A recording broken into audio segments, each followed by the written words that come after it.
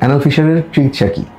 Anal fisher হলে যেটা আমি বলেছি যে অ্যানাল ফিশার হচ্ছে আসলে বাথরুম করার সময় শক্ত বাথরুমের কারণে রাস্তাটা চিরে গিয়ে ওখান থেকে জ্বালাপোড়া করে এবং সামান্য একটু ব্লিডিং হয়। মেইন কমপ্লেইনটা থাকে হচ্ছে ব্যথা এবং জ্বালাপোড়ার। তো এখানে আসলে এটার মেকানিজমটা কী? একটা হচ্ছে বাথরুমের রাস্তাটা যদি একটু টাইট থাকে, প্লাস যদি বাথরুম শক্ত হয়, তাহলে সেই টাইট রাস্তা দিয়ে শক্ত বাথরুম বেরোনোর সময় জোরে ঘষা দিয়ে ফাটিয়ে দেয়। এটাই ফিশার ক্রিয়েট করে।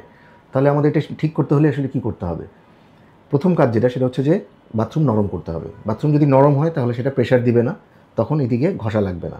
সেকেন্ড হচ্ছে, যদি এটাতে কাজ না হয় তাহলে আমরা কিছু ওষুধ অ্যাপ্লাই করি, কিছু মলম অ্যাপ্লাই করি, যেটা দিয়ে এই বাথরুমের রাস্তাটাকে একটু রিল্যাক্স করা যায়।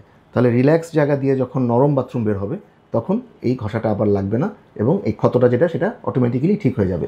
এক্ষেত্রে আসলে অ্যান্টিবায়োটিকের খুব একটা রোল কিন্তু নেই, শুধুমাত্র বাথরুম নরম রাখা এবং বাথরুমের রাস্তাটাকে রিল্যাক্স করা।